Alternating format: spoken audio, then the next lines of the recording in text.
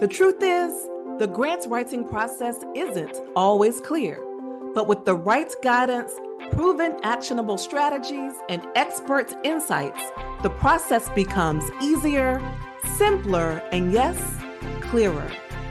I am Dr. Trenette, your host of Grant Writing Made Clear, and a former nonprofit president turned distinguished professor and behavioral scientist with 2 decades of grant writing experience.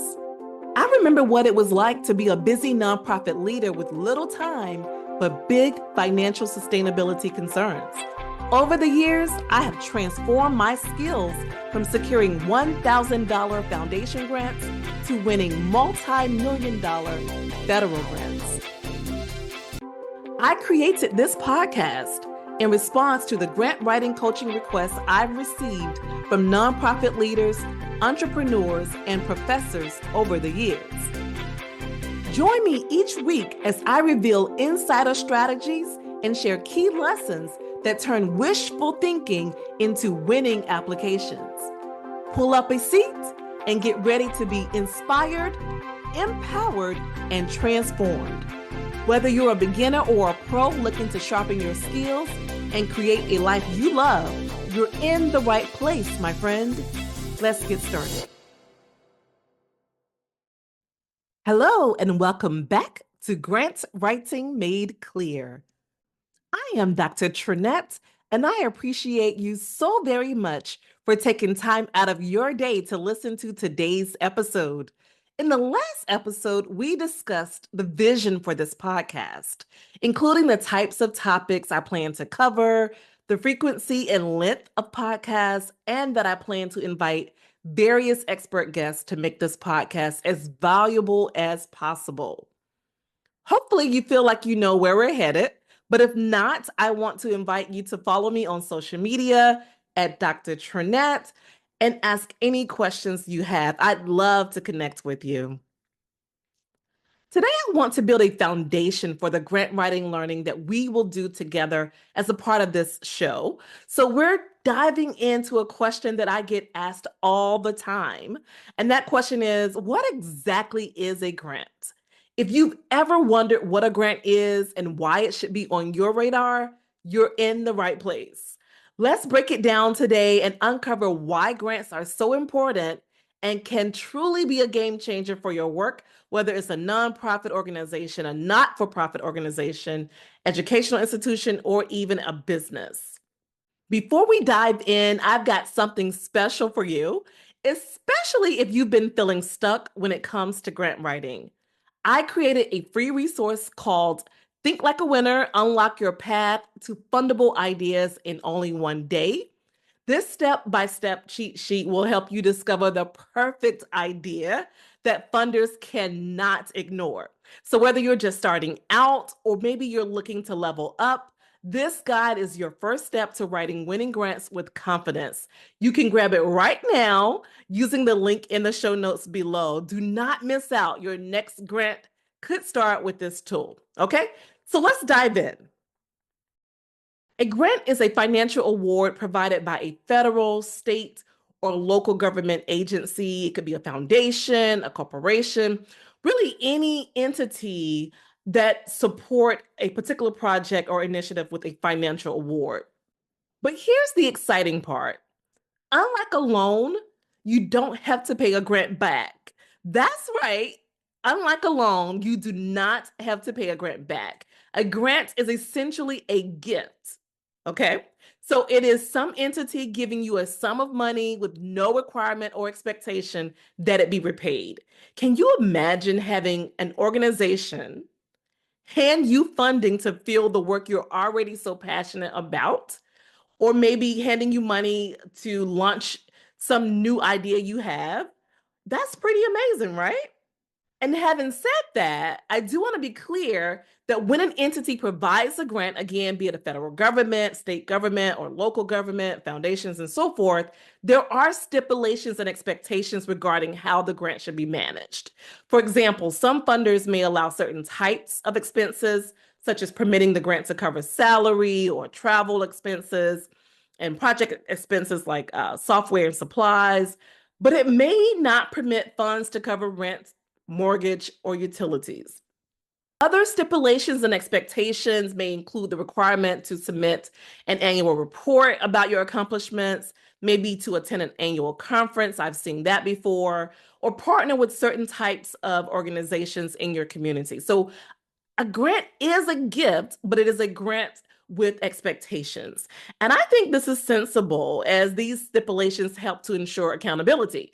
It's similar to when I give my children gifts, right? So, as you might remember, I have two children, ages 6 and 8. When I give them gifts, I expect them to take good care of those gifts, right? And so it's the same kind of expectation. The entity will give you funding to do the work that you love and that matters, but there are expectations that come along with those funding gifts. So now that we've shared the definition of grants and we all have this shared understanding of what a grant is, let's discuss the types of funders, right? So where does funding come from? Grants come from various sources, and understanding them can help you target the right opportunities. The federal government, I've been talking about the federal government. The federal government is the largest funder in the United States, with the Department of Health and Human Services being the federal agency that provides the most funding. So if you're wanting to secure a large government grant, particularly federal government grant, you probably want to consider the Department of Health and Human Services if it aligns with your work. That is where I get a lot of my funding from, specifically the National Institutes of Health and SAMHSA. And agencies like the National Institutes of Health and SAMHSA are known for offering significant funding. But I do want to be clear. Federal grants are also the most competitive type of government funding. Why? Because they provide the highest amounts of funding, right? So it's riskier for them to give a grant because they're giving so much funding, which means it's going to be more competitive for you to receive it. So federal grants, we love federal grants, federal funders, because they provide a lot of money, usually over multi-years. We love that. But I also want you to remember that those grants are the most competitive types of grants. State governments also provide grants, and they are typically less competitive than federal grants, but with smaller funding amounts. Okay, so state government also offers grants. You would have to reach out to your local state to understand better the types of grants available in your state. Local government grants are also another opportunity for you. They often come through state and federal funding sources, but those are really neat. And I would encourage you to consider local government grants, especially if you're just starting out, because they can be more manageable to write and to receive. And foundations and corporations are another major source of grants. These grants do differ slightly from federal grants as they sometimes require a letter of intent. A letter of intent, which I have really seen range from as little as a paragraph. I wrote a grant proposal. Well, I wrote a letter of intent last week, and that particular letter of intent was only one paragraph. They required one paragraph for the letter of intent. But I've also seen, and I think most would agree, that most of the time, letters of intent are typically 2 to 3 pages. So the experience I had last week of writing a one paragraph letter of intent is atypical. But the purpose of these letter of intent is really to give the funder a sense of what you're hoping to do. And they want to use it to ensure your proposal aligns with their mission before you get too deep in the writing process. So really, letters of intent can save you time because you're writing a very short proposal, essentially, right? So essentially, it could be one paragraph, it could be up to 2 to 3 pages, and it saves you time because the funder will review it before you submit it to let you know, hey, you're on the right track, keep going, go ahead and submit us a full proposal. Or they may say, no, this is not a good fit with us. Thank you anyway, which again, that saves you time. And so I want to talk also today about why grants are important. So now we know what a grant is. We understand the various types of funders. Let's spend some time also talking about why grants are important. Grants are not just a financial asset, but they are lifelines for so many nonprofit organizations, educational institutes, and even for-profit businesses aiming to make a social impact. And here's why grants are powerful. Grants help organizations to expand their services And because they can expand their services, they therefore expand their reach and presumably their impact. And so, if you are awarded a grant, you can launch a new program, you can expand existing services. For example, maybe you've only been offering screening and referral services as a part of your organization, but this new grant would allow you to continue to offer screening, referral, but now also offer treatment in-house. And so it allows you to launch a new program, but yes, expand your existing services. And it also allows you to help reach larger audiences, which is amazing. I want to share a quick story about the importance of grants. In my own career, I've secured grants that have funded community programs dedicated to supporting youth and families. These grants weren't just money, they were really opportunities to transform lives. And so I'll share a case study from my own portfolio about how I use grant funding to implement programs in the community to serve youth and families. So you may remember that in the very first episode, I talked about I previously served as a nonprofit leader, and as a part of that, I wrote my very first grant in the early 2000s, and that first grant was a grant to the Walmart Foundation. I received it; it was $1,000. Keep in mind that I was president of a nonprofit organization that is actually a faith-based organization. And because of that, the church that was associated with the nonprofit organization provided a ton of in-kind support. So they provided space, they provided transportation, all kinds of in-kind support. So the Walmart Foundation really helped by being the cherry on top. And because of that grant, I was able to offer a summer camp in my hometown, which is a really small rural county with very few resources. I was able to offer a summer camp to youth, and we were able to hire volunteers to help facilitate the intervention that we offered that summer. We offered an evidence-based program to youth to help prevent substance use and enhance emotional learning, social learning. And it was really an incredible experience. And the reason why we were able to do that is because we had this small grant of $1,000 from the Walmart Foundation. So it may not seem like a lot now, but it was a lot to us. It was a lot to us. It was a lot to the youth and their families who were able to come to this free summer camp and engage in a safe and healthy space. And so I just want to say that there are so many ways in which we can have impact. And grants help us to do that. Again, that $1,000 grant, which may seem small, helped me to be able to offer a summer camp to youth in the community. And I was able to do that also in large part because of the faith-based organization that we operated with, being a church who helped to provide a lot of in-kind support.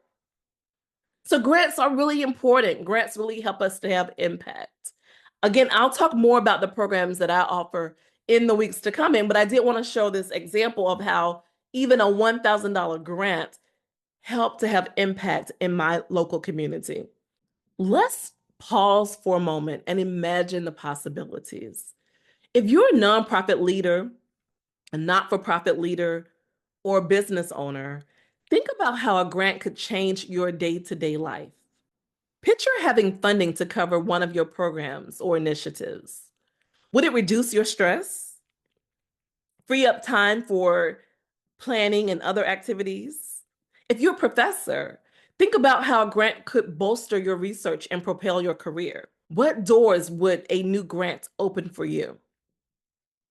I love grants because they allow you to advance your work as you strive to make meaningful impact. And I believe grants help you to live healthier lives because they help alleviate financial constraints and associated stress. And they provide greater freedom and flexibility by reducing the need for continuous fundraising efforts. But grants do more than provide financial support. They can elevate your credibility, right? They can elevate your credibility. Securing funding from a respected source, such as the CDC, can demonstrate to others that your work is valued and impactful, which can then attract additional support and partnerships. I also think having a diverse funding portfolio is wise because that way you're not relying only on donors, you're not relying only on fundraisers. So grants really improve your sustainability and it decreases reliance on any single source. And finally, I want to briefly discuss one of the biggest mistakes I see people making when they're getting started out in the grant writing process, and that is not aligning their organization's mission with the funder's priorities.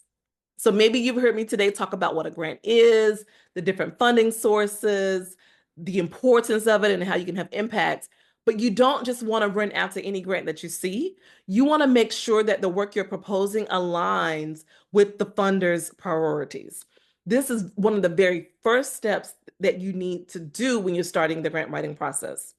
So I want to encourage you to take the time to ensure that your organization's mission and services align with the funder's priorities.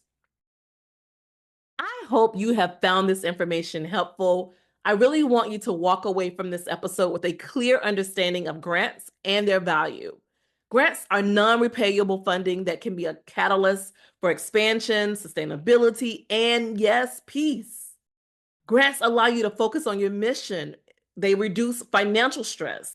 And because of that, they offer greater freedom and flexibility. Most importantly, grants set the stage for long-term success and sustainability by helping you diversify your funding sources so that you're not relying only on one source. This week, I want to encourage you to consider how grants can transform your organization. Consider how grants can transform your career and how grants can transform your community. Stay tuned for future episodes where we will break down exactly how to find and apply for grants. I'll be getting into the nitty-gritty, so I encourage you to stay tuned. Thank you so much for tuning in today. Before you go, I want to make sure you're set up for success with your next grant application. Don't leave without grabbing my free cheat sheets. Think like a winner, unlock your fundable idea in one day. This step-by-step guide will help you uncover powerful, fundable ideas fast, so you can stop struggling with where to start and focus on getting results. The link is in the show notes below. Download it now and take the first step toward writing proposals that win. Until next time, keep showing up, keep learning, and remain determined. See you next week, same time, same place. Take care and goodbye for now. Thank you for listening to Grant Writing Made Clear. I hope today's episode gave you inspiration, confidence, and clear information that you can turn into action. Remember, you are not alone. There's a whole community here striving for the same impact. If you enjoyed today's episode, please subscribe, leave a quick review to help more people find the show, and share this episode with others in your network. It really does make a difference. For more grant writing tips and resources, follow me on social media. Until next time, keep showing up, keep learning, and remain determined. I'll talk to you next time. Goodbye for now.